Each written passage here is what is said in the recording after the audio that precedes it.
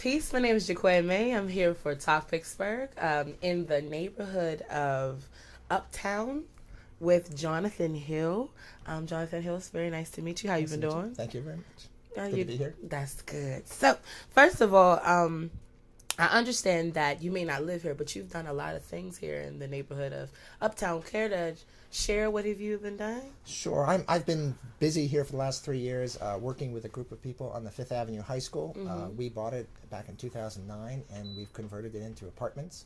So there are 65 apartments in a building that had been left vacant and pretty much deteriorated and kind of close to its end. So we're very pleased that we're able to save the building and turn it back into something. We're bringing people back into Uptown. That's right. That's right. Well, that actually leads me back to my next question because it was mentioned in a previous interview. So what do you really like about this neighborhood? I mean, what draw you to it? You know, a lot of things. Obviously, it's a great its size. It's not too big, not too small. It's got a nice size. Its proximity to downtown, to Oakland. So it's a great place to live for a lot of people that get to and from everywhere.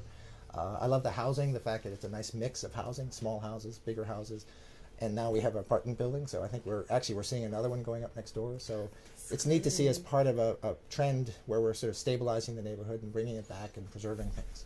Yeah, well, that actually leads right into my next one. I mean, you are a part of the change that's happening in your neighborhood, but are there any other things that you would like to change about your neighborhood? I guess I'd love to see the sort of low-scale development continue, meaning some of the vacant lots. It would be great to see those sort of fixed up. Hopefully the city can be part of that and help redevelop some of the property that it owns through the Urban Redevelopment Authority.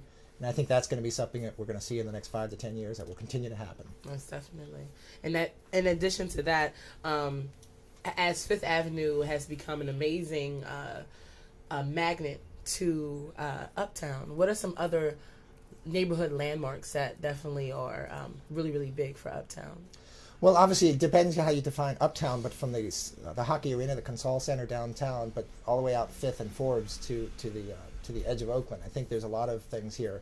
Obviously, Mercy Hospital, Duquesne University is part of that, I think. But I also think it's the fabric of the neighborhoods. You know, the small houses that still exist, you still have people living there, and I think that's been great, and hopefully will continue.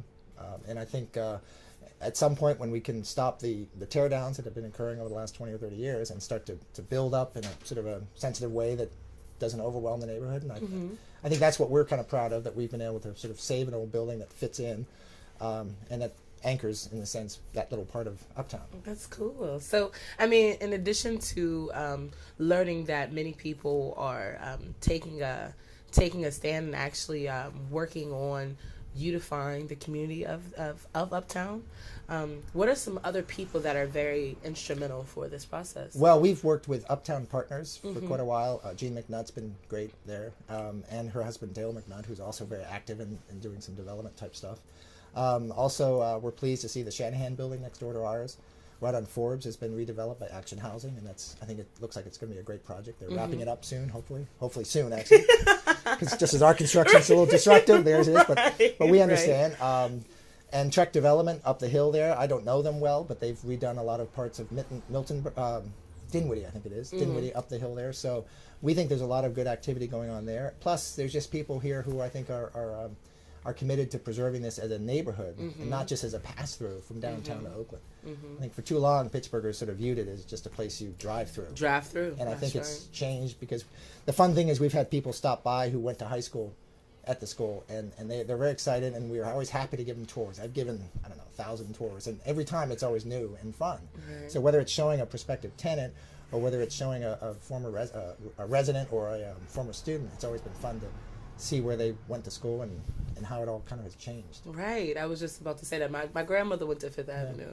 So it's just, I think that's really, really amazing. Tell her to come on down. I'll be happy to give her a tour. Right. She'll bring her and her grandchildren, her great-grandchildren. We've done it many times. I think it's great. Wow. That's really beautiful. I mean, the building was in bad shape. It was neglected for many years. I think just the lack of funds.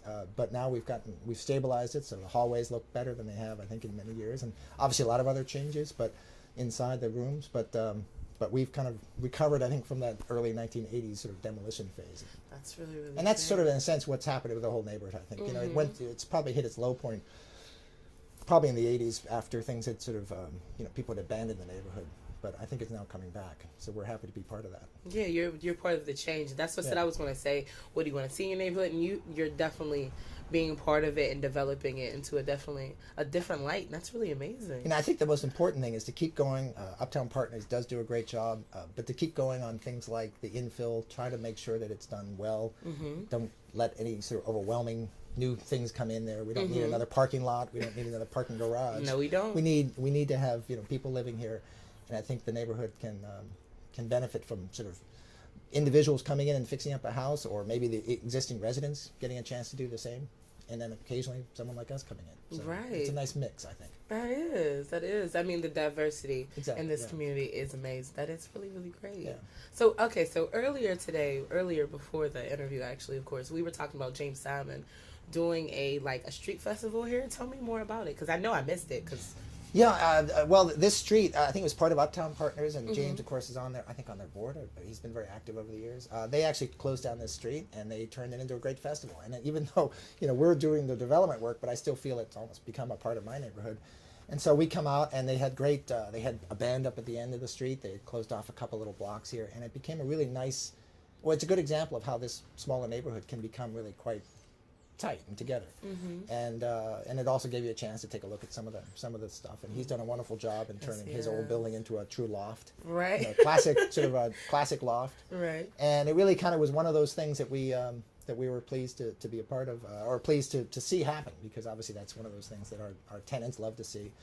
There's other things around the corner. There's a coffee shop that I think Dale McNutt's trying to work to get it restarted.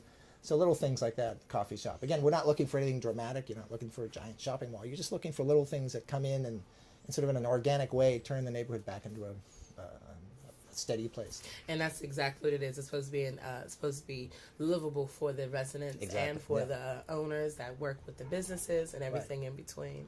It's all about, I think, the mix and the diversity of people and of sort of businesses and living spaces. I always tell people, when you come into our building and you look west towards downtown, you really see all of Pittsburgh, because you're seeing the little houses here, so many of them pre-1900 that are still occupied.